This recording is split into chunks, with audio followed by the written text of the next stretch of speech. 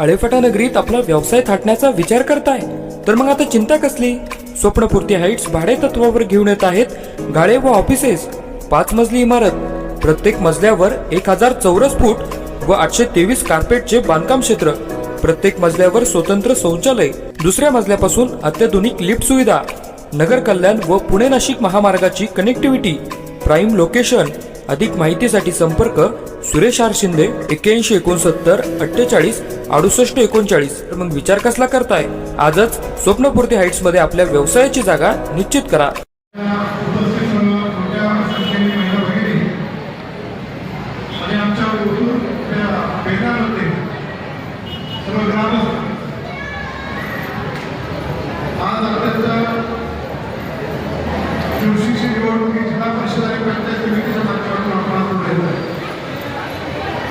निवडणूक लागल्या प्रचाराला सुरुवात झाली आणि आपल्यावर एक आघात झाला की अजितदादा आपल्याकडे एक अपघातामुळे राहिले. ज्या दिवशी ही घटना घडली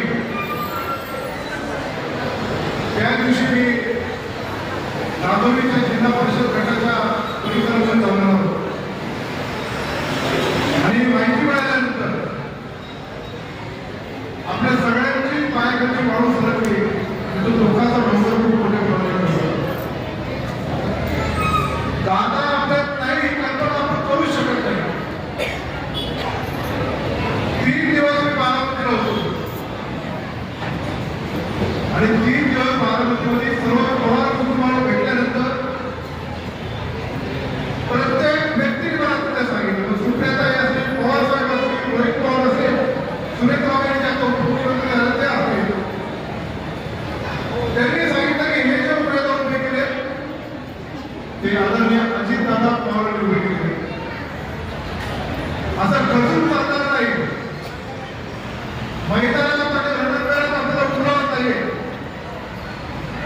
अशी जर अमरात्मक परिस्थिती अजितदादाच्या भोवती आली असती तर दादाकडे ढकलले असते, ते पण मैदानात उतरले असते. पण आपण सर्वजण अजितदादांच्या पायी करतो. अजितदादाचा पायी केला तुला पण तिकडे जायला लागेल, लोकांबरोबर विश्वास निर्माण करायला लागेल. या भावनेने आम्ही सर्वांनी ठरवलं की निवडणुकीला समोरचं जायचं कुठल्याच प्रकारे वाजवत्री फटाके भोकेच्या गाड्यावर फिरतात तशा प्रकारचा सगळ्या लोकांना प्रचार करायचा हिंदुत्वाची छाया. आपण पाहिला असं की आता भोकेची गाडी गेली प्रचाराचा प्रत्येक पक्षाला भाग आहे. तुम्हाला काय करायचं असेल ते करू द्या. आपल्याला पुढे जायचं असेल, अजितदादांना खरी श्रद्धांजली व्हायची असेल तर हे 2 उमेदवार आपल्याला तुमच्या मताधिकारी निवडून दिलेच पाहिजे. आजपर्यंत केंद्र आणि पंचवर्षीच्या इतिहासामध्ये अनेक निवडणुका झाल्या. मागची जिल्हा परिषदची झाली, ग्रामपंचायतच्या निषेधाच्या आधीची झाली, आमची आमदारकीची झाली आणि लोकसभेची झाली. वेगवेगळ्या स्थित्यांवर आपण सर्वांनी पाहिजे. इथं उपस्थित सर्व वेगळ्या राजकीय नेते आहेत. वेगवेगळ्या ठिकाणी वेगवेगळे पाऊल आपलं उचलायला लागलं. आता सगळं सोडून द्या.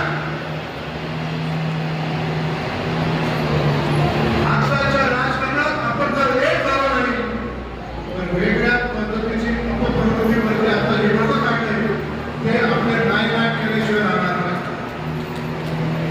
वेळेमध्ये हा इकडे आला तर तो तिकडे गेला, तो इकडे आला तर हा तिकडे गेला. म्हणजे विनंती प्रत्येक नागरिकाने प्रत्येक कुटुंबाचा प्रमुख झाला. जे बेल्याचे कारभारी होते ते प्रमुखाने कारभारी बेल्यामध्ये बघतात. अनेक पावले उठवतात. त्याची बैठक याच्यावर झाली, त्याची बैठक त्याच्यावर झाली. म्हणून त्या माझी विनंती तुम्हाला कळली.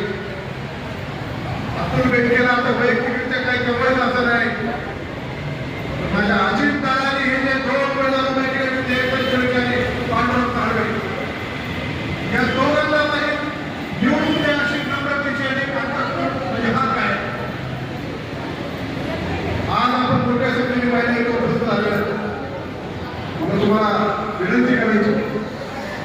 लाडक्या बहिणीची योजना खरी कुणी चालू केली असेल तर ते अजितदादांना आधी झटके द्यावे. या बेल्ल्याच्या परिसरामध्ये जे लाखो आणि कोटी रुपयाचा विकास कामासाठी प्रत्येक धर्माची केली ती कुणी केली असेल तर ती माध्यम आहे ते अजितदादा पवारांनी केलेलं आहे.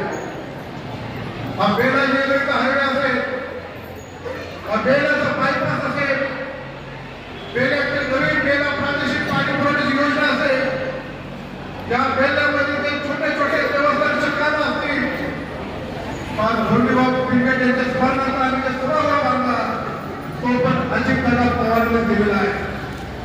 स्मशानभूमीच्या परिसरामध्ये असेल, बैलगाड्याचा घाट असेल, तुम्ही माझ्याकडे यायचं आणि मी काम करायचं, कोणाचं जीवन केलं, माणसाचं जीवन केलं, तो माणूस आपल्याकडे एक तारखेला ते येणार होते, आमचा सगळं ठरलं होतं, त्याचा दादा पण दादाने निवडलेली माणसं आजपर्यंत हरिकाला तिकीट दिली, मला पण आमदारकीचं तिकीट दिलं होतं, पण आता परत अजितदादांपर्यंत तिकीट देऊ शकणार नाही. हे जे उमेदवार आहेत हे अजितदादांचे लास्ट आणि शेवटचे तिकीट देऊन उभे केलेले उमेदवार आहेत. याच्यानंतर निवडून होते कोणाला तिकीट मिळेल, मला मिळेल, मला तरी मिळालं तर त्याच्यावर मात्र अजितदादांचं बोर्ड ही आपली शेवटची ओळख आहे. म्हणून दादांच्या प्रती आपण हे भावपूर्ण आदरांजली आपण करताना या दोन्ही निवडून देवेंद्रजी मागच्या टर्ममध्ये विचारलं काम केलं, यावेळेला पण आपण सर्वांनी एकत्र येऊन पुढे जायचं एक चांगल्या प्रकारचं काम इथं परिसरामध्ये करते म्हणून आपण त्याला उपयोग घेऊ. पांडुरंग सगळे यांनी कितीतरी वर्ष सासरेगावचं सरपंच सहकारी क्षेत्रामध्ये आणि आपल्या परिसरामध्ये काम केलेलं आहे. कधी काय झालं तर म्हणलं की या गावाला केलं आहे, केल्याच्या प्रत्येक नागरिकाला आंतरराष्ट्रीय प्रत्येक संबंध आहे. प्रत्येक कुटुंबाशी चर्चा केल्यानंतर मी सांगत होतो की तुम्हाला बेड्यातून उमेदवारी करायचं तर बेड्यातून एखादा उमेदवार उभा करा. सगळ्या जागांची आमची इच्छा नाही, आम्हाला मिळालं नाही. पांडुरंग साळे करतील का, सर्वाधिक त्यांनी पांडुरंग साळ्यांची निवड केली आणि त्यांची निवड केली.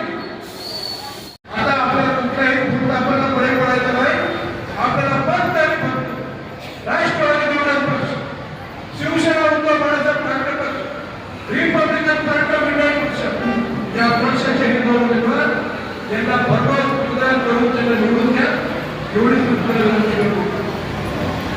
शिवसेनेचे संपर्क प्रमुख तालुक्याचे श्रीदादा बावळेकर जोरदार टाळ्यांवरून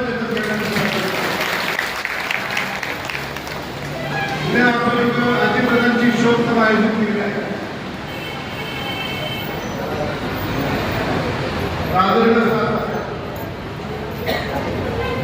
त्यांचा अस्थि कलश हे बारामतीहून घेऊन आले, त्या अस्थि कलशाचं दर्शन सुद्धा घेण्यासाठी आम्ही चालणार आहे. 3 दिवस मी बारामतीला होतो, आंतरिक झालं होतं, आम्ही नारेगाव घेऊन आलो. आम्हाला लागणार आहे मी पहाटे परत बारामतीला गेलो आणि 6 वाजताच्या कार्यक्रमामध्ये थांबून माझ्या हातातून तो अस्थि घेऊन आपल्या जीवनाच्या मातीसाठी आणल्याकडे दादाचं योगदान खूप आहे. आणि नंतर त्याच्या नावाने वृक्ष दाखवत करणार आहे. तसं वल्लभ शेठ बेंके साहेबांना आम्ही केले